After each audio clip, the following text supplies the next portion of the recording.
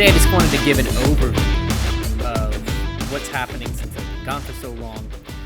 Stop by, say hi, tell you guys I haven't given up, and I've just been busy doing awesome things, by the way, doing awesome, amazing things. 'Cause I am building a studio. This is not just a crypto venture. Crypto is actually just my hobby. I have a more primary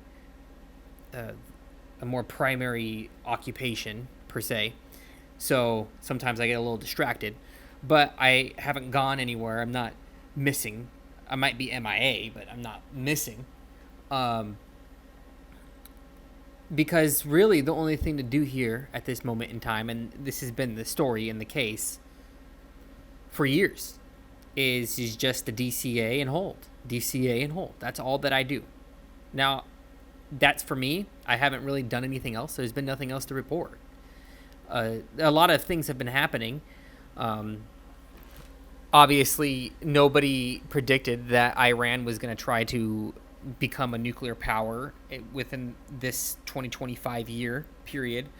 And we had no idea that the U.S. military was going to conduct one of the most impressive military operations in the history of the world. We didn't know any of that stuff. I didn't know any of that stuff. But what I do know is that I DCA and I hold. That's what I do. I DCA, I hold, and I stake it. That is the way. Now, talking about staking, I have to give a shout out to the Cardano Glacier drop. If you want free midnight tokens, as known as the night tokens, okay, if you want that, you got to put your ADA in a wallet. Glacier drop is coming. Get prepared for it. I'm getting prepared for it. I still don't quite understand how to do everything on it yet. It's kind of annoying. But they also have this problem, especially in a lot of crypto drops, where like it's super technical and you got to do everything right, but they don't put out any information on how to do it. So it's like always super stressful to do these things. So it is super annoying, but try to do the Glacier drop. And get your crypto off of exchanges unless you intend on selling it right now. That's just a safety thing. It's a pretty much common practice in the crypto community to understand. It is a common understanding that you get your crypto off of the exchanges. What does that mean? Get it off of Bybit, or if people even still use Bybit anymore. Get it off of Coinbase. Get it off of Kraken. Get it off of Binance. Get it off of any exchange you have it on. Get it off of there and put it onto a self-custodial wallet. Now, I technically don't use a self-custodial wallet. I use a different kind of wallet, but it's very secure. It's from the Cardano community. I've trusted very much. That's all I'm really going to say about my wallet. It is still, so I still have sole custody over it. It's just technically not on a little flash drive, right? So that's just the idea behind it. But anyways, get your crypto off of the exchanges. FTX was not that long ago. I know it seems like it has for some people because people like to think that the world runs faster and faster. No, time goes by just as fast. Okay, and FTX was not that long ago. All right, what was the number one rule that we learned from FTX? Get your crypto off the exchanges. Okay, I can't say that enough. The only crypto I keep on the exchanges are crypto that I trade. I'm actively trading. If I'm actively trading the crypto, I keep it on the exchange. Okay, if I'm not actively trading the crypto, if I'm holding on to the crypto for long periods of time, I take it off. If it's a key holding. If it's a key holding, I take it off. But if I'm loosely, trading, a fair amount of money, then if it's actively being traded, I keep it on the exchange. But if it's not being actively traded, I get it off of the exchange, and that's how that works for me. Okay. Another thing is that the Genius Act is going to have to come through the House, and it's going to have to get signed by the president, which I believe the reports are that the effort is pretty much bipartisan. So that's good. The Genius Act should be good for the industry. It should allow us to operate and allow other foreign cryptos that are in foreign countries to be more cooperative with U.S. crypto users.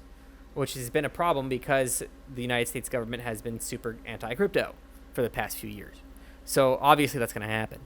But now things are changing, and the Genius Act is also going to be good for the economy. The thing that I'm going to judge Donald Trump's presidency on is going to be how well he manages the deficit. If he gets us into a surplus by the end of his term, and then also the Republicans win another round promising to keep that surplus, that is a once-in-a-lifetime level kind of leader that we will never see again, possibly. Who knows? That is an amazing accomplishment. So getting rid of the deficit is going to be important, and the Genius Act could help us do that by increasing the amount of revenue in the economy, and increasing revenue in the economy by the use of stable coins will overall increase taxable income in TradFi. It will translate into more taxable income, more revenue, which will equal more revenue in the government, which will decrease the deficit. So he's saying that his big, beautiful bill that he just passed is going to decrease the deficit by $1.6 trillion. Okay, it's going to increase the debt limit by $5 trillion, but that doesn't mean that they're going to spend $5 trillion. It just increases the debt limit by $5 trillion. So the question is like, oh, well, does that mean that what's the point of increasing the debt limit if you're not going to spend it? Well, the problem is that we are spending a deficit, and we are going through the process of decreasing that deficit by cutting expenditures and increasing revenues. But the amount of time that it's going to take us to get rid of that deficit is going to cost time, and the amount of time that it will take could possibly cost up to $5 trillion. So we have to increase the limit by $5 trillion. Otherwise, we're going to default on our debt. Does that make sense? I hope it does. If it doesn't, then you gotta do a lot of economic and financial research to understand what it is that we're talking about here. But anyways, the deficit and how he handles that deficit is going to be the premium standard at which I judge Donald Trump's presidency. That is how I'm going to do that. And the Genius Act can help Donald Trump and the USA get to a stable government revenue to expenditure situation, which we are not out. We are out of balance by $2 trillion. $2 trillion for spending more than we're bringing in. We need to cut that by $2.1 trillion to stabilize the economy. Okay, that's the problem. That's the reason why we have so much inflation. Genius Act can help us get there, possibly. That's what Scott Bessent says. Okay. Another thing to understand is that the M2 money supply is increasing. So what is the M2 money supply? The M2 money supply, as I understand it, is really just money being set aside, liquidity being set aside that's not being spent. That's my understand of the M2 money supply. And if there's money being set aside that's just not being spent, yeah, it's just the money, sitting around not being spent. That's exactly what it is. It's just physical currency, liquidity, just sitting around not being spent. That's exactly what that is. Now, this is a more complicated version of saying that. A measure of the money supply that includes all physical currency, demand deposits, saving deposits, money market funds, and small denomination time deposits. That's just a long-winded way of saying money that's sitting around not being spent. Okay, so good. I'm glad I have a general understanding of what that meant. So yeah, we have a lot of money sitting around not being spent right here, and it's increasing. This is the part that's interesting, because just last year or a year and a half ago, there was less money sitting around not being spent. Now there is more money sitting around not being spent. That is good for risk assets, in my interpretation, in my personal belief. So that is why I am still bullish on the market. I do not think this is over. However, big asterisk at however, when in doubt, zoom out.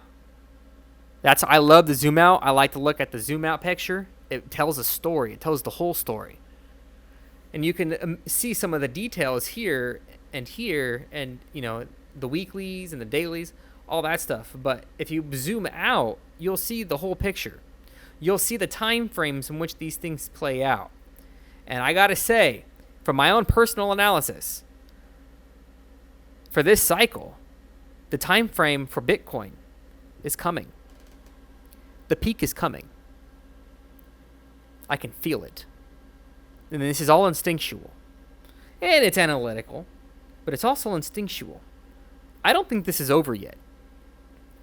But the end is coming as far as the cycle is concerned. And for Bitcoin. But that's not a bad thing.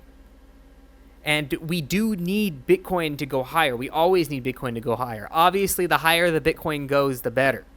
Okay? We want high Bitcoin. I do not want it to not go higher. I do not want it to be the end. But I do believe that the end of the Bitcoin cycle is coming, and it is coming with a peak. And the peak will come at some point. How high will that be? I don't know. Do I think it's going higher? My opinion is, yes, I do think it's going higher. And why is that good for me? Well, when Bitcoin goes higher, what that does is historically that causes alt season. Now, that is just the trend. Now, correlation is not causation. Then that's the risk here, is I am attributing a correlation and attributing that with a bet. And that bet is the higher the Bitcoin goes, higher altcoins go, generally speaking. Now, this is a crazy risky game that I'm playing here, as far as investors would go, as far as investors see it. But I believe in what I bought. I don't think it's just a bunch of trash. I don't think that it's a bunch of nonsense. I believe in Cardano. I believe in ICP. I believe in Render. I believe in these cryptos. I think RWAs actually have a legitimate use case. I think RWAs are going to be useful for something. I don't know what the hell XRP does. That's why I didn't buy it, because I didn't understand it. I don't understand XRP. I don't know what it does. As far as I'm concerned, it doesn't do anything. I don't know. I don't understand it, and I am open to openly admitting that I don't understand what XRP does. But very few people do, and yet people buy it, and it's some sort of financial transactor for institutions. So it's like not even a decentralized entity. They even openly admitted that they are not a decentralized entity. So if you care about decentralization at all, then you should stay the hell away from XRP. But if you're a pure investor, then sure, look more into XRP. I'm not interested in it at the moment. Now, when the price goes up to $12 or whatever crazy, insane amount of number it is, which is not a price prediction, okay, that's just a hyperbolic phrase of saying when it goes up. Okay, I don't know how high XRP is going to go. I don't know anything about XRP. But when it goes up super high, whatever that number is, I'm not going to be feeling bad about it, because from an investor standpoint, XRP was toxic. It was the most toxic one you could possibly touch. If you bought or sent money into XRP, you were put in a very perilous situation, especially when the SEC was suing XRP. And I don't look down upon the XRP community, because they were very brave, and the lawyers fought an impossible battle and won. It's an amazing what they've done. I'm not dissing on XRP. It's just from an investor standpoint looking at it, it looked toxic, so I never touched it. And I also don't buy things that I don't understand, or I don't even have an idea of how it can be valuable. Render, I understand exactly how Render is going to be valuable. Cardano, I understand exactly how Cardano is going to be valuable. ICP, I understand in many ways it's going to be valuable. Now, is ICP the most decentralized crypto? No, it's not.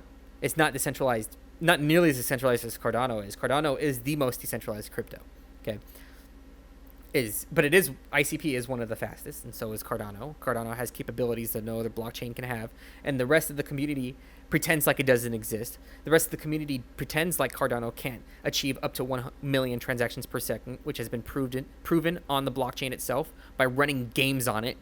Okay, like these people just act like Cardano can't do these amazing things, and it's all by design. Okay, so I understand what's going on here.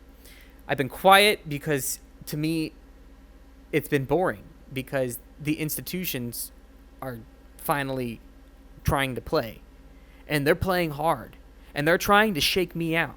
They're trying to shake me out. That's what they're trying to do. I am the guy they're trying to shake out. That's why this is lasting so long. And I'm not getting shooken. It's not happening. So we're going to see what's going to happen here. But as far as I'm concerned, there's only a certain amount of supply in the market. There's only a certain amount of pressure that it can take. The question is will that pressure be met for these different kinds of cryptos? And as far as I can see, the liquidity just so happens to be there. But where will it go ultimately? Then that's where we're at in the market today.